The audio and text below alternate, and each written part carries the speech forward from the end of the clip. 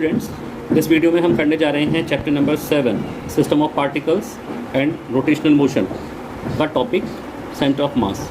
ये आपने कई बार कुछ बच्चों को अपनी नोटबुक या बुक को अपनी एक उंगली पर बैलेंस करके घुमाते हुए देखा होगा, या फुटबॉल को भी एक उंगली पर घुमाते हुए देखा होगा। ये सब बच्चे या प्लेयर्स कैसे कर पाते हैं? क्योंकि इनको पता होता है कि इस बॉडी का सेंटर पॉइंट कहाँ पर है, जहाँ पर किसका होल मास कॉन्सेंट्रेटेड है। यानी कि कहने का मतलब ये हो गया, किसी बॉडी का वो पॉइंट जहाँ पर कि बॉडी का सारा मास कॉन्सेंट्रेटेड होता है, उस पॉइंट को हम सेंटर ऑफ मास कहते हैं। ऐसे ही हमने एक रिजिड बॉडी ले ली है जिसे एक्स वाई प्लेन में माना गया है। वैसे एक्स वाई जेड प्लेन में होगी, लेकिन कॉपी पे दिखाने के लिए हम एक्स वाई प्लेन ले रहे हैं। इस बॉडी के अंदर मान लेते हैं दो पार्टिकल्स हैं, एक m1 है, एक m2 है। एक पार्टिकल m1 की डिस्टेंस ऑरिजिन से r1 है, यानी वेक्टर r1। दूसरे पार्टिकल की डिस्टेंस ऑरिजिन से m2 की, यानी कि ये डिस्टेंस है r2। और इन दोनों का जो बैलेंस पॉइंट है वो c है, जिसकी डिस्टेंस ऑरिजिन से r है।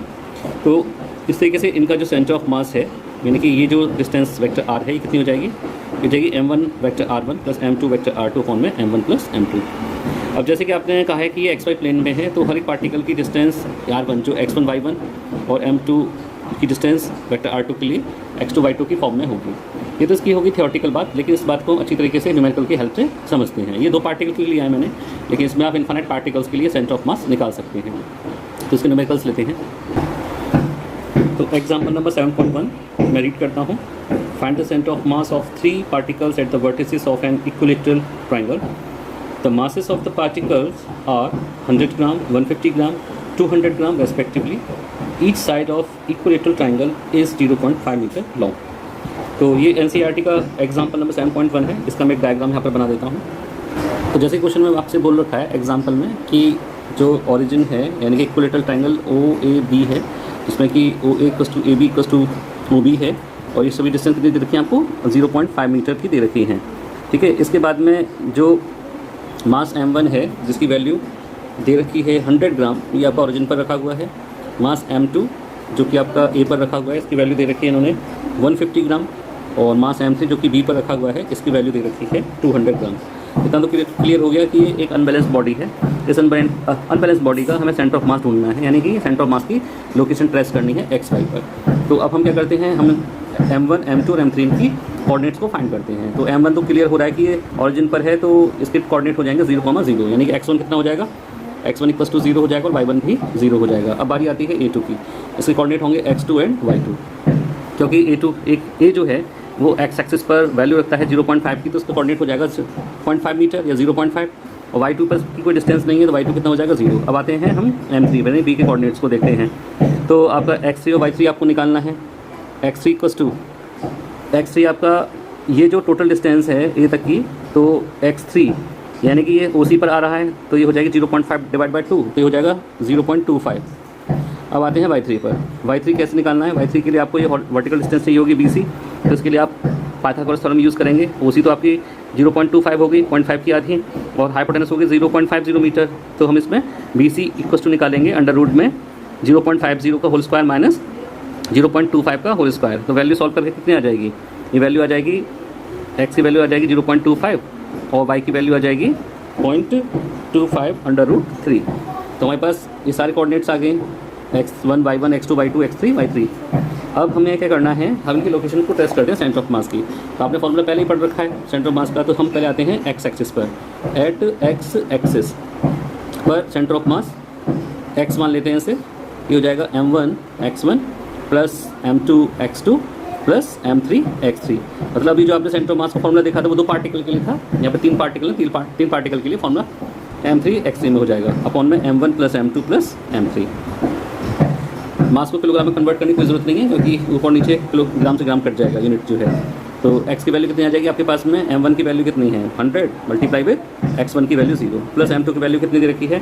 150 ग्राम मल्टीप्लाई विद x2 की वैल्यू 0.5 लगा दी हमने, प्लस m3 की वैल्यू कितनी दे रखी है यहाँ पर? 200 ग्राम, और x3 की वैल्यू कितनी है? 0.25, तो 0.25 आपने लगा दी अपॉन में तीनों मासेस को ऐड कर दीजिए। जब मास ऐड करेंगे तो आपके पास आंसर क्या आ जाएगा? 100 प्लस 150 प्लस 200। तो आपके पास में सॉल्व करके फाइनली आंसर आ जाएगा यहाँ पर। तो सॉल्व होकर फाइनल आपका आंसर आ जाएगा 125/450 या x इक्वल टू 0.28 मीटर। यानी सेंटर ऑफ मास की जो लोकेशन है हमें x की तो मिल गई, या y की और ट्रेस कर लेते हैं। y के लिए भी हमें सेम प्रोसेस फॉलो करना है। अब आ जाएंगे at y axis. Y axis के लिए आप क्या करोगे, फॉर्मूला क्या हो जाएगा, y equals to m1 y1 plus m2 y2 plus m3 y3 upon में m1 plus m2 plus m3। ठीक है, सारी वैल्यूज़ को पुट कर देंगे। वैल्यू क्या रखेंगे आप, m1 की value 100 multiply with 0 plus m2 की वैल्यू 150 मल्टीप्लाई विद y2 कितना है 0। ठीक है, इसके बाद में प्लस m3 की वैल्यू है 200 और y3 कितना है, ये आपके पास में y3 आपने निकाला था 0.25/√3, तो 0.25/√3। ठीक है, अपॉन में वैस मासेस रखते हैं। m1 की वैल्यू कितनी है 100 ग्राम प्लस 150 ग्राम प्लस 200 ग्राम। ठीक है, ये सारी वैल्यू रखने के बाद में फाइनली आपका आंसर आ जाएगा यहाँ पर सॉल्व होकर 1/3√3 या फिर √3 अपॉन में 9। सॉल्व करेंगे इसे, y की वैल्यू सॉल्व होकर आ जाएगी 0.19 मीटर, यानी कि centre of mass x axis पर 0.28 मीटर है और y एक्सिस पर 0.19 मीटर है। अगर हम इस डायग्राम के अकॉर्डिंग चलें तो लगभग 0.28 मीटर यहाँ पर आएगा।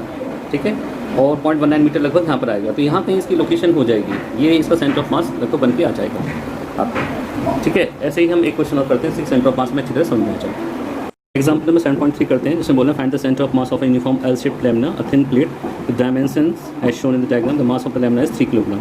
जैसे कि डायग्राम में इन्होंने दे रखा है, जैसे क्वेश्चन में इन्होंने डायग्राम बता रखा है कि एल शेप्ड लैमिना है और एक यूनिफॉर्म लैमिना है, तो हम ये मान लेते हैं इसका, जैसे डायमेंशन आप यहाँ पर देख रहे हैं कि इसकी डायमेंशन एक्स एक्सिस पर 2 मीटर है और वाई एक्सिस पर इन्होंने 0.2 दे रखा है। इसका मतलब ये हुआ कि वाई एक्सिस पर इसका 2 मीटर है, तो कहने का मतलब ये हो गया कि इसके 3 इसमें स्क्वायर्स बन जाएंगे। एक स्क्वायर आपका C1 हो जाएगा जिसके कि कोऑर्डिनेट्स यहाँ पे, ये अगर ये एक यूनिफॉर्म लैमिना है स्क्वायर तो इसके कोऑर्डिनेट्स के सेंटर पर होंगे।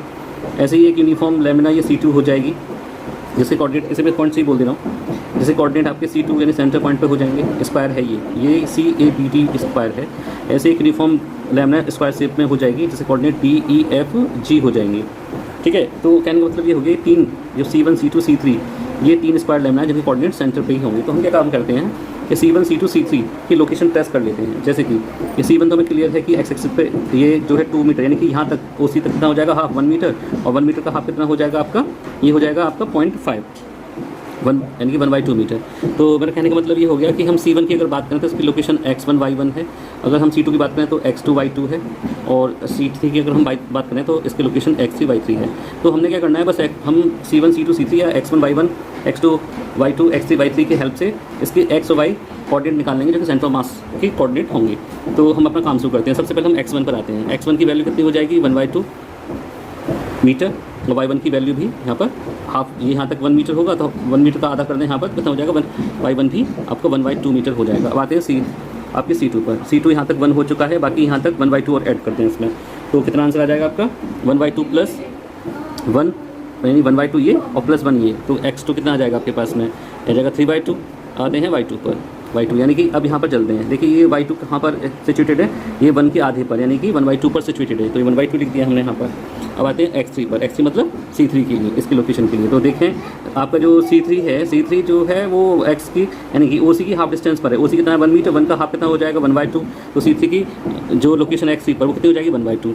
अब आते हैं y3 पर। y3 कितना हो जाएगा सेम टू सेम C2 के लिए, यानी यहाँ तक 1 है और हाफ इसमें और ऐड कर दो, तो हो जाएगा y3 = 3/2 मीटर। अब आते हैं मासेस पर, क्योंकि इन्होंने पहले बोल रखा है यूनिफॉर्म लैमिना है, तो m1 यानी कि C1 का जो मास है m1 वो 1 किलोग्राम हो जाएगा। यहाँ पर 1 किलोग्राम दिखा देता हूँ जैसे कि आपको, और C2 का मास भी 1 किलोग्राम हो जाएगा आपका, और C3 का मास भी 1 किलोग्राम हो जाएगा, क्योंकि ये यूनिफॉर्म लैमिना है और ये 3 इक्वल हिस्सों में डिवाइड हो गई है C1 C2 C3 में। 3 किलो की टोटल लैमिना है। तो हमने क्या करना है, जैसे हमने पहले किया था x = m1 x1 plus m2 x2 plus m3 x3 upon में m1 plus m2 plus m3, ये हो जाएगी सेंटर ऑफ मास की लोकेशन x पर। सारी वैल्यू पुट कर देंगे यहाँ पर, तो 1 × 1/2 प्लस m2 की वैल्यू कितनी है 1 और x2 कितना है आपके पास में 3/2 प्लस m3 की वैल्यू कितनी है 1 और x3 कितना है आपके पास में 1/2। नीचे 1 + 1 + 1 ये लैमिना का मास हो गया। तो आपके पास सॉल्व होकर x = फाइनली आ जाएगा 5/6 मीटर। ठीक है, अब आते हैं हम y के लिए, सेम टू सेम y के लिए करेंगे। तो y = लिख दें आप यहाँ पर, y = हो जाएगा m2 x2 plus m3 m1 रह गया m1 y1, ये m2 y2 m1 y1 plus m3 y3। मैं कहने का मतलब ये आगे पीछे आप कर देना, कोई दिक्कत नहीं है। तो यहाँ पर मास कितना आ जाएगा, m1 plus m2 plus m3, सारी वैल्यू पुट कर दो। तो पहले m1 y1 की वैल्यू रख लेते हैं, m2/2 यहाँ पर मैं पहले लिखा हुआ है, लेकिन वैल्यू मैं m1 y1 की पहले दिखा दे रहा हूँ आपको। तो m1 कितना आपके पास में, m1 तो 1 है, मल्टीप्लस y1 कितना था, y1 जो है वो यहाँ पर आपने बोला था 1/2 है, ठीक है, प्लस m2 की वैल्यू जैसे कि मैंने यहाँ पे लिख रखी है, तो लिख देते हैं m2 तो 1 है, y2 कितना था 1/2, ठीक है। अब आते हैं m3 पर, m3 कितना था 1 और y3 कितना है यहाँ पर 3/2, तो 3/2 वैल्यू पुट कर देते हैं। अपॉन मास कितना आ जाएगा 1 + 1 + 1, तो सॉल्व होकर y = फाइनली आ जाएगा आपके पास में 5/6 मीटर। तो कुल मिलाकर बात ये होगी, इसका जो भी कोई सेंटर ऑफ मास है इस बॉडी का वो 5/6 मीटर एक्स एक्सिस पर, 5/6 मीटर वाई एक्सिस पर है। इस तरीके से सेंटर ऑफ मास बॉडी का XY प्लेन में फाइंड कर सकते हैं, XYZ प्लेन में भी आपसे फाइंड कर सकते हैं। तो जल्दी मिलते हैं नेक्स्ट वीडियो में, तब तक के लिए keep watching and keep learning.